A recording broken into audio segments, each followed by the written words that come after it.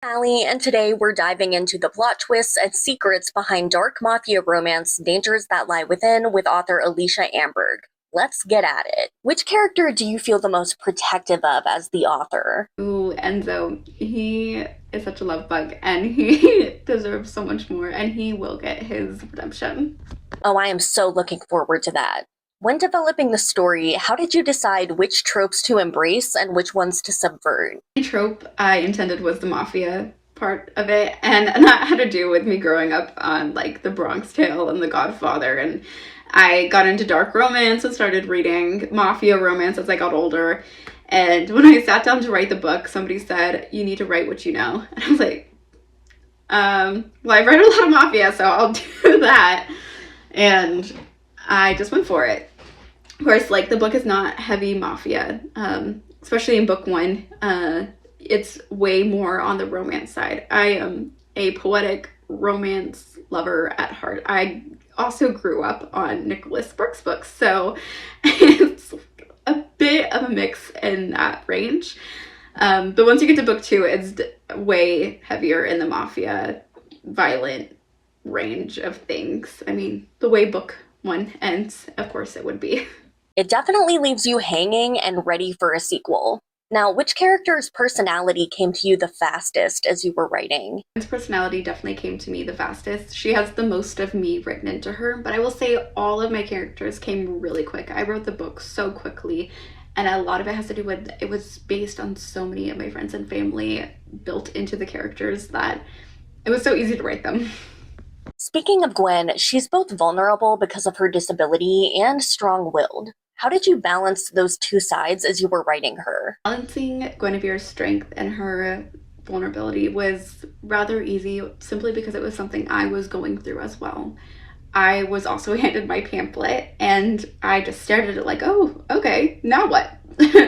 And instead of letting it consume me, I sat down and I wrote a book. And I wrote it with the intention that I just needed to vent about everything that was going on. And I put a mafia spin on it and, made it fictional. But it was something I was actively dealing with and trying to find a balance myself between strength and vulnerability, knowing that it's okay to be both. And that even though you have these limitations, that you can still go and do badass things like write a book. So, yeah. That is badass. Also, Gwen spends a lot of the story caught between her brother's protection and her desire for freedom. What drew you to that central conflict? The central conflict between her brother's protection versus her desire for freedom really comes from that internal feeling that you get when you have a dynamic disability. When you want to go and plan and do all the fun things, but at a drop of a hat, it could change. Your entire day could change. And Alessio really hits and pushes towards that. And I think a lot of it stems more towards the disability in the book. Of course, there's a giant mafia aspect, and that's the whole fictional side of things. And they're protecting her for just her, because everybody wants to be protected. But yeah, I think that it really just stems from that internal feeling of anything could change at a moment's drop. And speaking of things changing, what moment in the story do you think emotionally changes the dynamic between Gwen and Matteo? I think it's the moment that he finds out that she lost a baby with Enzo. And I think it's this moment because leading up to this, in this scene, they had been going at it. It's this big old plot twist. Everything's falling apart. He's angry. He has just said some very awful things to her, and the entire moment it just seems like it's all just over. Everything's over. And then she falls apart and she says this, and he stills and he clears the room, and it's just him and her, and he softens.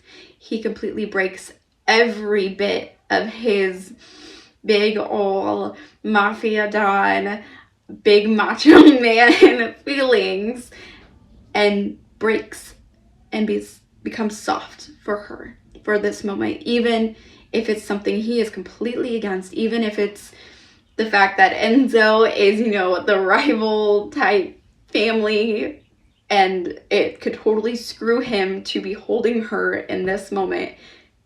He does, because she says please. And I think this is the moment we see, oh, maybe it's not just a one-night stand. Because he had just said, oh, we're not doing an arranged marriage. I would never do an arranged marriage, especially not with her, because she's too soft. I can't do that. And then he turns around and practically gets on his knees, right? So it shows where their relationship really has gone. As their relationship develops, what purpose did Gio serve in revealing different sides of Gwen and Matteo? My favorite aspect of the story, and Gio's part in both Matteo and Gwen's side of the story, and what he plays in revealing like their feelings and pushing them to go further. Because in the beginning we see him say, oh, Matteo, but don't mess with her, don't touch her, she's a flower, right? Don't touch her. And to Gwen, he's like, hey, he's gonna string you along. He's not what you think this is, so don't put your hopes up, right? And as we go, he starts to kind of loosen up. And when the big, plot twist happens and we find out, oh, she was part of the mafia too, and oh, she's pregnant, I think everything switches for him. And he's like, well, okay, well, I obviously am not stopping this anymore, and I see what it's doing for my brother, so obviously I'm going to do what's right for my brother.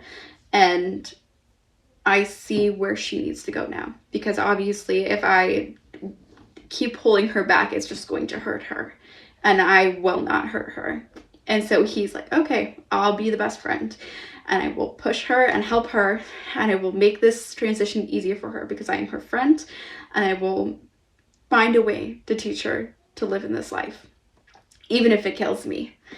And on Matteo's side, he is helping him navigate this woman in his own way, because, again, he cares for her so much, and he knows her so well, that he is teaching Matteo how to care and love for her as well. And it absolutely breaks my heart. And I think for those who read the book the first time, you read it and you have no idea what's going on, and you get to that last chapter and you get the oh shit chapter of Giovanni, and then you need to reread the book and read it in Giovanni's point of view and what was going through his head this entire time, and see how devastating it is, because it is a whole new level of devastation when you read it that way. And one final thing, did any character become more important to the story than you had originally planned when writing? Matteo, he was not supposed to be the main love interest, but something happened when he came down the steps and they made eye contact, and it was just done for. The characters started writing their own story, and I let them, but you'll see why in book 2. Thank you to Alicia Amberg for being here today, and go read Dangers That Lie Within. I linked it in the comments, so go get prepared for the sequel, which I had the opportunity of being a beta reader for and absolutely loved. See you guys next time.